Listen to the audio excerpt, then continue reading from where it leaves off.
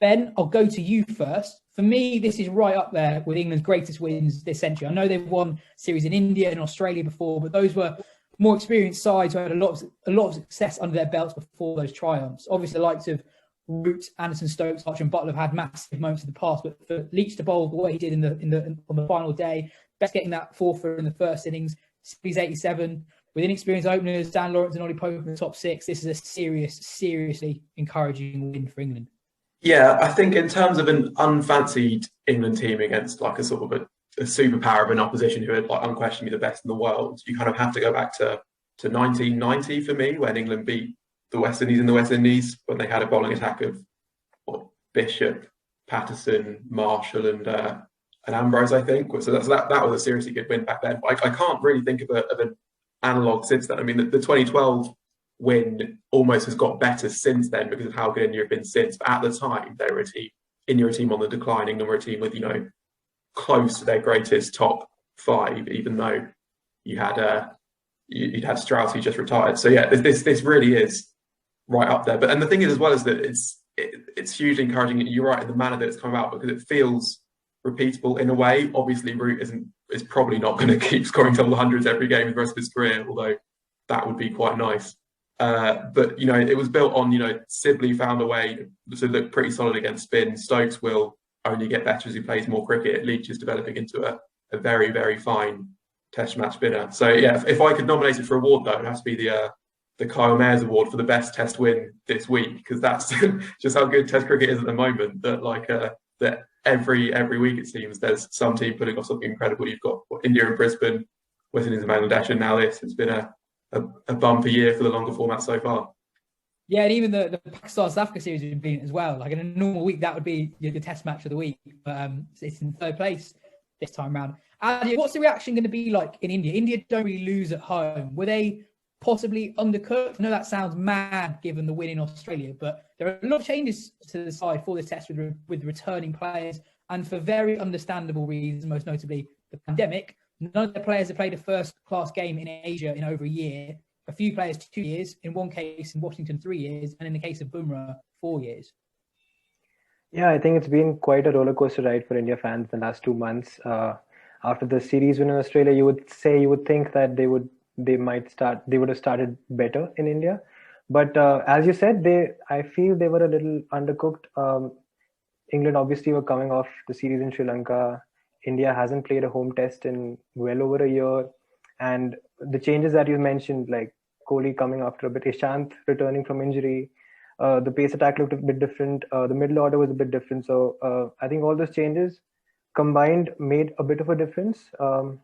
And we tend to scrutinize the batting in the fourth innings and say, okay, the dismissals were in such manner. But if you are chasing 420 in the fourth innings, you've done something wrong in the previous 4 days.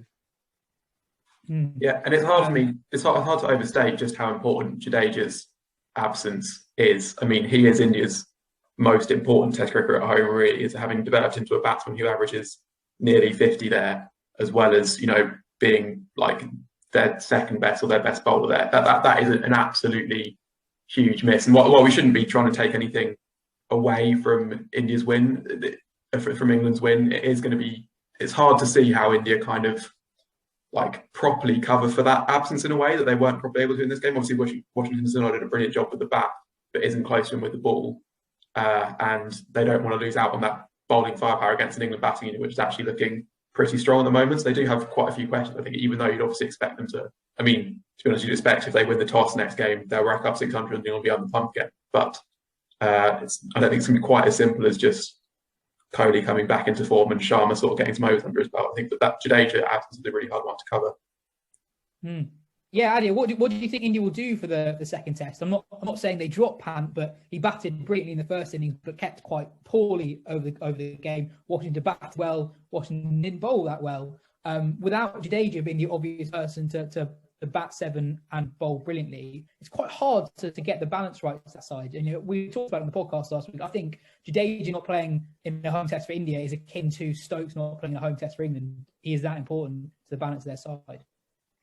Yeah, the balance has been a bit of a problem, and even someone like Hardik Pandya, who can create such a difference, he's in the squad, but he's not in the first 11 only because he he cannot bowl at the moment. He's not ready, I think, for to bowl consistently in a test match. And without that impactful all-rounder, Sundar obviously made quite a bit of a difference in the fourth test in Australia. But that impact that Jadeja provides in the middle order and the bowling that he does creates a huge void when he's absent. And the fact that we don't have any part-timers to fill in that gap, and Ishant and Bumrah are bowling, coming from injury and bowling such long spells, so you need some sort of a backup in that way, but there's no part-timer to provide that. Let's go into our award nominations then. Ben, you mentioned Jack Leach already. You'd like to nominate him for an award that made England fans very, very happy. Yeah, I'd like to give him the Monty Panesar Award for the left arm ripper to dismiss Rohit Sharma. It was similar to I think Monty's always talks about his dismissal of Sachin Tendulkar in India ages ago, and this was I can't think of having been more happy for an England dismissal. Weirdly, when they take a wicket in quite a long time. I mean, it kind of felt that wickets have been so hard to come by throughout the whole Test match, and that England were going to actually really struggle to take those 10 wickets in that time.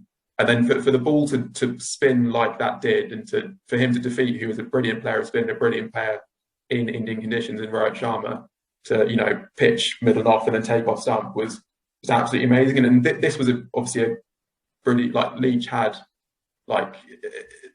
he had an amazing test in a few ways. Really got an assault from Rishabh Pant in the first innings when he was hit for 4 sixes in 9 balls or 7 balls, was it? And we've seen spinners take such poundings and not recover from it. I think a lot of people are sort of worried about the Simon Kerrigan thing, especially with Leach coming back into the side after a long time out with illness. He's spoken pretty openly about how he's kind of feeling his way back into it. That could really dent kind of a lesser bowler's or a lesser character's confidence. Whereas Leach has shown kind of throughout his career just how tough he is. There's been the stuff with illness, there's been stuff with his action, there's been he's had to fight to get professional contracts in the first place. He's had to kind of deal with county captains saying slightly odd things about his mental state and preparedness for the top level and that sort of thing. He's kind of overcome all of that, and this was just the latest in the line. He bowled absolutely brilliantly on that final day. If he can keep bowling that well, then again England's path to a really memorable series result becomes easier, because he was bowling not dissimilarly really to the kind of effect that Panesar and Swan were having in that 2012 series. And while he's obviously not yet in his overall career a bowler as good as them, he looks the part at the moment, I think. Yeah, Leach has definitely got better as the winter has gone on from that first test in Sri Lanka. Sibley is another one who's obviously got a lot better in Asian spinning conditions compared to what he was like at the beginning of the Sri Lanka tour. How much of an advantage do you think it is for him that they had those 2 tests in Sri Lanka? I know they were test matches, but just to allow players to kind of find their way, particularly those players who haven't played that much test cricket in the subcontinent? Yeah, I think that, to be honest, England have it's worked out really, really well for them. I really feared them at the start of that Sri Lanka series, because I thought they were kind of underestimating that Sri Lanka challenge. And actually, Sri Lanka really gave them a helping hand by playing so poorly on the first day or two of that first test match that England had a very easy ride into the series, and then have just ridden that wave from then on. But yeah, it's been absolutely huge. Sibley is probably the most obvious example in that he got those kind of almost or less pressured runs in that chase, and he's had the time to work on his game against spin. And if we've seen anything about Sibley as well, it's how much of a cricketer who learns and who backs his own technique, but then also learns on the job as well. And I think the question coming into this test match was, the question coming into the tour was whether he could not just survive against spin, but score against spin. And then all of a sudden it looked like, he wasn't going to be able to survive 10 balls without someone getting him out. And now he does look more like a player who is going to be able to basically bring that English approach to all conditions, who can sort of just ride it out, is very happy to bat nearly 300 balls for less than 100 runs and really just set the platform for England. And it feels a long time ago now, but that really was if England had been, 4 down or 5 down that first day, actually they wouldn't have been able to put up the total that they did. You've got to set your sights so high on that first day to be 2 or 3 down as England were to probably set up the total that you need to. And yeah, they've played a blind so far, and let's just hope it continues from that point of view. And Aadya, for our next nomination, James Anderson bowled very well, and there weren't any clouds in Chennai today. Yeah, I think there's no one who actually you can compare with James Anderson. So he should actually get a James Anderson award for just defying age and being as awesome as he was. That spell, obviously, India was under pressure at that point already, but for James Anderson to create that impact on such a pitch, and you could see that dust puffing off and when he bowled, and those two deliveries, obviously, like the Gill dismissal, you could see that he was not expecting that much swing, and the Anderson and the Rahane one, obviously he had a better stride forward, but he just got beaten. So I think those two deliveries really made a difference at the end of it. Yeah, I think you have to cut this part. I think I think the thing for me with Anderson is that it wasn't so long ago that people were kind of wondering whether he was still in England's first choice team attack during last summer when Woakes was bowling brilliantly. He had a nifty couple of Test matches. England's strength and depth is so strong at the moment that it won't take long for that to kind of come into it. But now he's kind of approaching like what his fifth or sixth peak. Stuart Broad is bowling as well as he ever has. Stokes is obviously still Ben Stokes and is still in that peak team from this Test match. And Joe Root is finally having that kind of sustained run of success he kind of always threatened to have. And all of a sudden, with England having their four best players all peaking at the same time, it looks like a hugely threatening outfit. I mean, these things can change very quickly, but that's huge, really. I mean, and England haven't had even sort of three of those players, I'd say, at their absolute best at the same time before, and now they might well have all four. Yeah, this summer was filled with rumours about James Anderson's retirement announcement. Every time there's an England press conference, there are rumours about whether or not this was the one way he's going to call it a day. That's clearly been proven wrong. Moving on, Aadya, you had an award for you got award nominated for two Indian players who didn't actually play, Kuldeep Yadav and Axar Patel. Talk us through them. Yeah, I think Kuldeep Yadav should get the Ben Fowkes Award for the most improved player out of the side. And it's kind of surprising how Kuldeep's career has, gone in the last 2 years. Like, I remember Ravi Shastri at one point said that he was India's primary overseas spinner.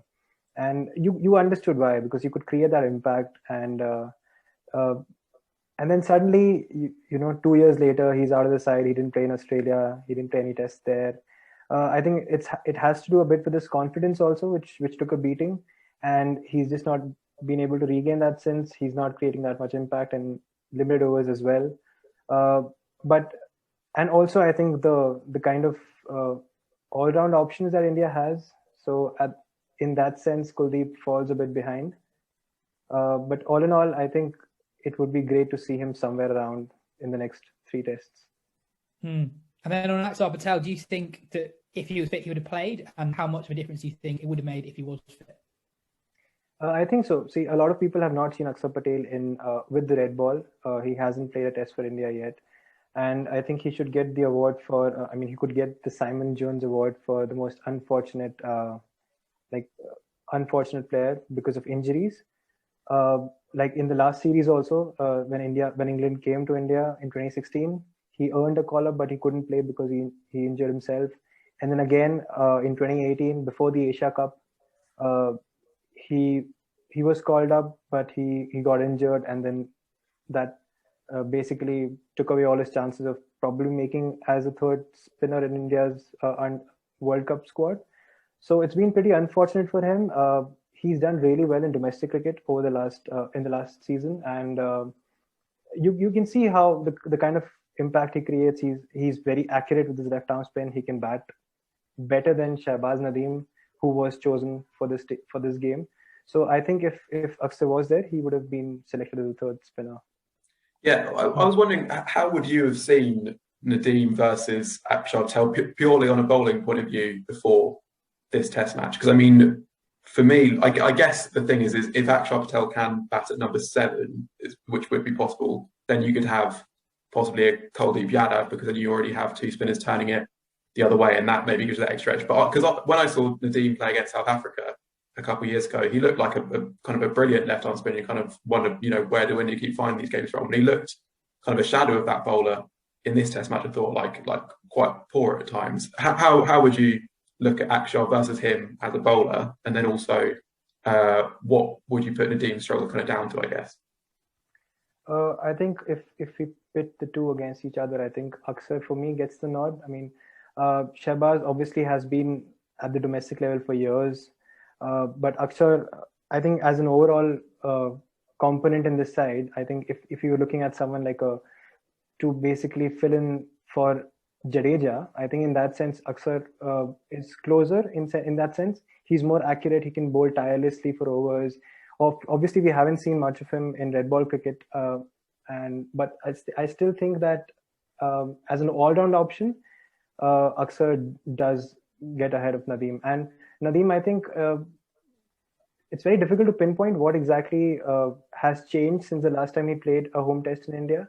But possibly, I'm pretty sure it's not easy getting in and out of the squad and creating an impact straight away after being out for such a long time. Yeah, just finally on Nadeem before going on to our next nomination, I think England deserve a lot of credit for their approach against Sundar and Nadeem. Joe Root very much targeted both of them, saw how well Ashwin, Bumrah and Ishant Sharma were all bowling, and knew that if England were going to get to that 500, 600 score, they're going to need to get runs from somewhere, and that was Nadeem and Washington. I think it's difficult if you're a bowler and one of the best bats in the world at his very best goes at you from ball one, suddenly you're under pressure. We've seen that we talked earlier about how impressive it was that Leach responded from the onslaught from Pant. It's not an easy thing to do. So I thought, England dealt with that very well, very, very well. And Ben, our final nominations are around Rohit Sharma, a couple of funny moments involving Rohit. Yeah, well, initially I thought we should nominate him for the Alistair Cook Award for the best impersonation. One of the lovely things about cricket, I guess, is when a game's sort of drifting, you might throw it to a part-timer and they might do something and just have a bit of fun with it. And he did a little bit of a Harbhajan impression as he ran up and then bowled a pretty rank full toss. Whereas Cook at least bowled his Bob Willis impression with taking his one and only Test wicket. So I guess Cook's got Rohit beat on that front.